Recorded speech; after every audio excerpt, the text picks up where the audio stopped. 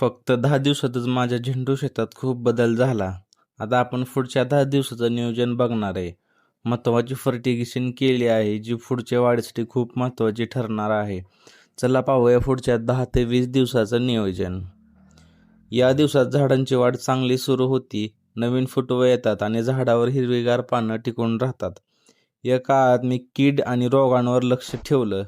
वेळेनुसार व्यवस्थापन केल्यामुळं झाडांची योग्य ती वाढ झाली आहे.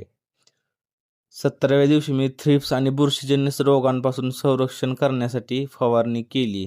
पिकाची सुरुवातीपासूनच काळजी घेतली तर फळ उत्पादन चांगलं मिळतं. फवारणीमध्ये मी कॉन्फिडर सुपर आणि ॲमिस्टार वापरलं आहे.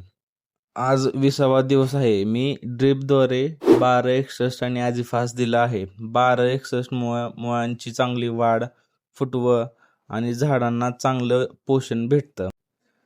ॲझिफास्टमुळं झाडांना जमिनीतून योग्य ते घटक शोषून घेण्यास मदत होती.